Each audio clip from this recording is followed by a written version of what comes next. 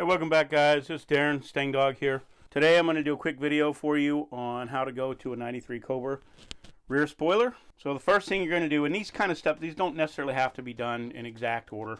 You're going to go ahead and remove the rear tail light from your factory spoiler. These just pop right out. They're just plugs. There's nothing fancy. Just poke these out. And the next thing you're going to do, you're going to have to get this rear access cover out of the way. So when it's on here, you're going to have screws along the front section, and then what's going to happen is it's going to hang down, and then you can either get a long screwdriver or get one of those little body tools for these push pins, and you're just going to pop them out. This guy will drop down.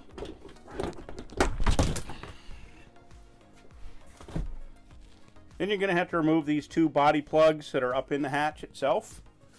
So I'll show you. There is one here, and there is a bolt, or excuse me, there's a nut you're going to have to remove. So there is a nut here, and there's a nut here. You're going to remove these nuts, and this is how we're going to take off the OEM spoiler. I'm just using an electric ratchet. The only thing you really need to be aware of here is when you drop these down, it would kind of suck if these went down into the panel itself. So you just want to be careful. Make sure you don't drop it. So the saving grace here, you can see these nuts, they have a little bit of a shoulder on them.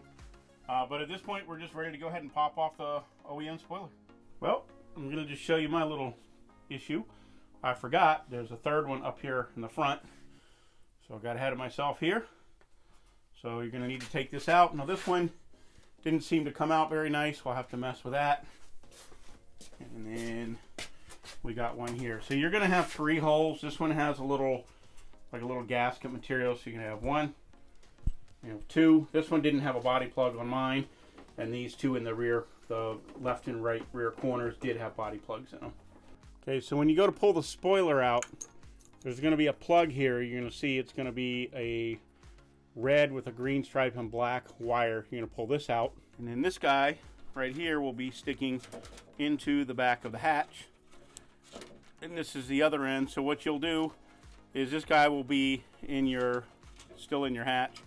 You'll pop this guy out and just simply wiggle, and this guy will fit right out the hole. And this is the hole for the wire.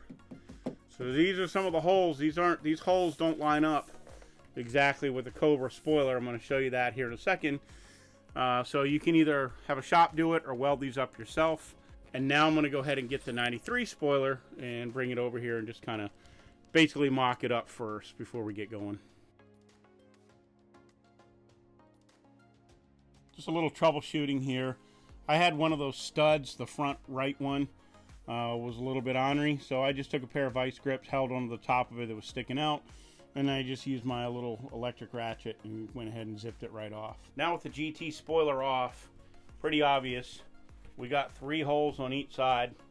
These holes are going to have to be welded up. I was going to do it, but the shop just said, because we're in a hurry to get this thing over to the shop, so I'm going to let them go ahead and take care of it. But you're going to see, I'm going to walk over to the 93 Cobra spoiler, and you're going to see that it doesn't have all these extra holes, like this hole here in the middle. Let me get you a better shot. So again, this is going to have to be welded up. So now what we're going to do is now we're going to take the 93 Cobra spoiler, we're going to bring it over, and the good thing is these four corner holes line up. So we're going to go ahead and lay it onto the car, but then what we're going to do is the holes, there's two spots here in the middle where the 93 Cobra spoiler rests onto the back of the hatch. So these little things will sit in the hole, and then I'm going to show you because I'm going to go over the other spoiler. We're going to tape these down, we're going to put these in place, and these are going to end up being the guides to drill the holes for mounting in the middle. Now that I just kind of explained it in words, I'm going to just demonstrate for you. So you can see these four corner bolts. Let me get around the rags here. So those four corner bolts, they line up with the factory holes, but these middle pieces, these middle support pieces don't. And then you're going to take these little pieces right here, and I'm going to set it on the car. I'll bolt the thing down, but while I'm doing that, I'll have these things sitting inside of here, and then what we'll do is we'll tape these down to the back of the hatch, and then these will become our guides for drilling the holes. So just doing this alone, guys, can save you probably 2, 3, 4, depending on the shop, can save a couple hours of labor. And these are all definitely DIY things. Now I got to figure out, and I don't know, we're going to figure this out once I get over there. One of the things you do need to do is transfer.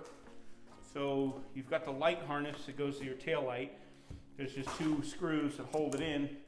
You're going to need to remove this little light harness from the factory. But just to show you, and there you go, Cervinis, you're getting free advertisement here. But basically this little thing will go over from the light here, and then this is going to come over to here and it'll pop out, and then inside the hatch itself is a place to connect this. So it's fairly straightforward.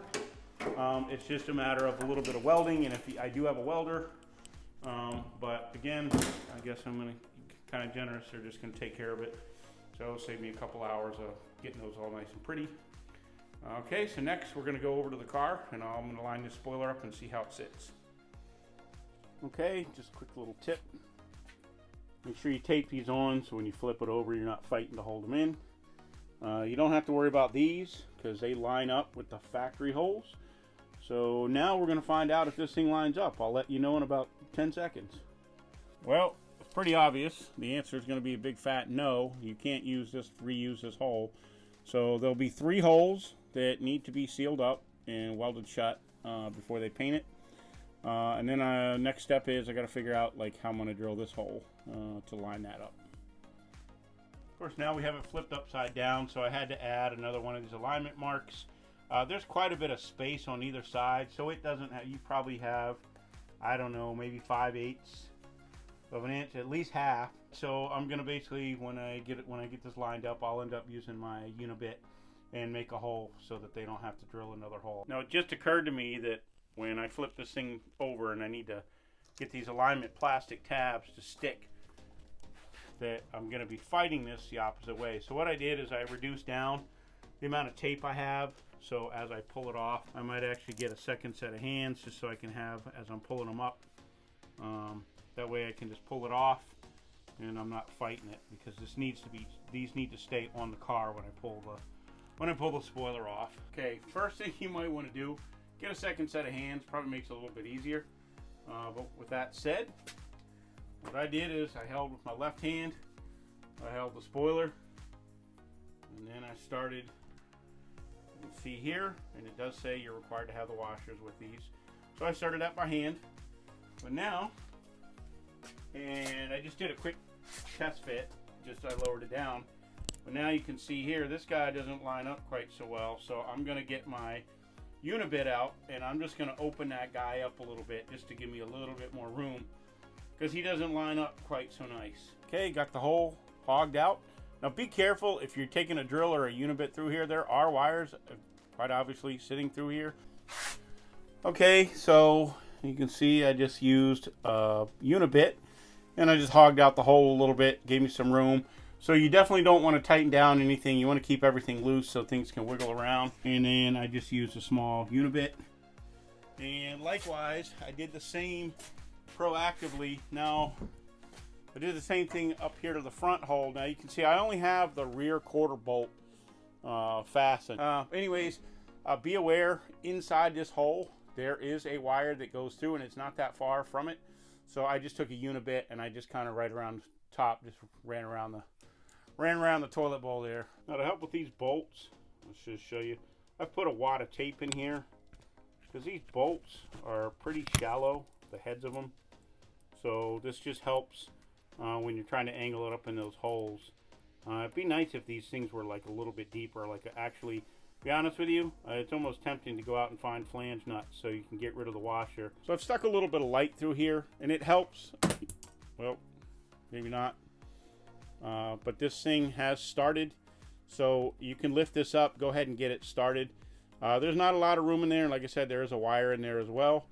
But anyways, just go ahead and get these all loosely started, and I'm going to go down and do the other side, and I'll get 4 of them, and we'll tighten them down. Okay, so I've securely taped down all the plastic alignment strips. I put 2 strips on. Now, one thing I did do, I should point out here, is you notice I ran the tape up along the spoiler. Because that way, when I pull that off, I can measure that hole over, and I know, just in case that thing moves, because it's a pretty wide hole. But anyways, that's the only thing I did there. The rest, it's just a matter of, oops, I missed one. I'll go back and tape him down, and we'll go ahead and pull it off, and we'll drill the pilot holes. Okay, we got our alignment pieces on. Now we're just going to follow the instructions. It basically tells you to go from like a small, like 1/16 hole to an 1/8 inch hole. And then on the back side, once we get the pilot holes through these, then we're going to come back with a little hole saw. And it says go up to 5/8 or larger. So first thing I got to check is there are some wires that go through here. But otherwise, this is pretty straightforward. It's basically, you just need a drill, a little bit of patience. The second set of hands would be helpful just to hold it, especially when the lift gate is up. All right, couldn't take it anymore. Starting to get a little nippy up here in New Hampshire.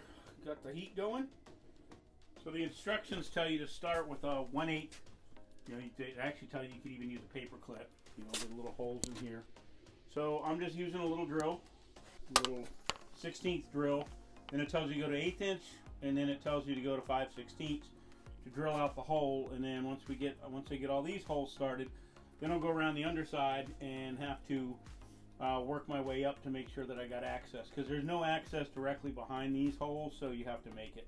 Okay, so 1/8, 1/16, 5/16, and then the only thing I did was I took the drill just to give it a little bit more wiggle room. I kind of just made a little bit oblong back and forth, and then up underneath, because you ended up with jagged metal. I did the same on top, as I took my unibit and I just smoothed out the bottoms where it pokes through. And then I took the Perfect Match paint, which this is your part store Perfect Match, and I just sprayed it. So now the only thing I have left to do is you got to make holes up underneath, because the rear connection points, this guy and this guy, there's nothing underneath here. So I basically just took, that's the small one, and then I took a large unibit. So I got it started and just worked my way. And then I've got enough where, you know, I can easily put my finger up in there. Now, all the way up to here is going to be covered. You know, this isn't going to be exposed, so it's not that big a deal. The other thing I did is I went up a size. They said go to 5/16. I think it was 11/64 or something like that I went up to.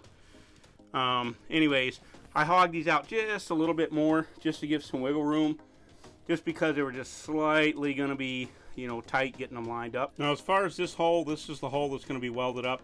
So you have to drill this hole to get your wire in there. And then I basically just use the unibit to size it up until the point. Once you get this in, it's big enough.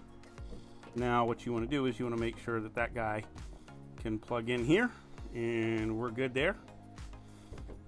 Okay, our 93 Cobra spoiler is installed, ready to go to paint. It's mounted. Now I'm going to give you a rundown. This took me about 3.5 hours. I did it 100% by myself. So a couple things I'm going to show you that I found helpful. Number one, I mentioned this previously, make sure when you're putting the hardware up underneath, the OEM hardware has a stud that comes down and you put a nut on top of it. To be honest, that would probably make this a heck of a lot easier to have it that way, because then you can get all lined up from the top, whereas here what sucks is you have to align everything from the bottom. So I think that's something that Cervini's could possibly look at, and I already mentioned previously. I actually added a wider fender washer here compared to what they have, but you know, basically you have a bolt and a nut. Of course, if that thing goes falling, it goes down inside into a blind hole. Not ideal. But again, this is not like crazy complex. This hole right here is right on the edge of metal. So what I did, I took a punch, a snap punch. I punched, so I had 2 holes here and here, because you can't have that, you know, when it's poking through the metal up here, this guy needs to be straight up and down. If it has any bit of angle, you're going to have trouble getting it in here. So you want to make sure that when you're putting the bolt through, that you want to put it straight up. So I basically just took a unibit and hog this out so that I could get this thing straight up and down. And then you can see this is all going to be behind that plastic cover we removed earlier. And I just threw a little bit of paint of that perfect match red paint to match my hatch, but it's all going to be concealed. Another tip, but if you are just doing the spoiler, you want to double, triple, do whatever you have to do. Tape this whole hatch, everything, because the chance of scratching and rubbing something is pretty high. So you see this third brake light. Let me go ahead and remove it. So first I'm going to show you the OEM opening, and that's how it looked like. Okay, and now you're going to hop over to the Cervini's 93 Cobra. When you get this, this is going to be solid. You can see where I had to cut into this. Basically what I did is I took a drill bit and I just went sideways so that I could pop these down. As I started with the third brake light, I poked a couple holes through the openings. Then I went sideways, and now it goes in. So you will have to modify this. The other little thing, I never knew this before. I just never paid attention. I've never taken my third brake light out of my GT. But I noticed there's no sealant or anything behind here. I'm assuming that's correct because this is a factory correct car, but if it's not, let me know. So I am stoked. I love the look of it. Like I said, this is probably 3-4 hours. Anyways, there you go. 93 Cobra spoiler installed. I'll catch you on the next one, guys.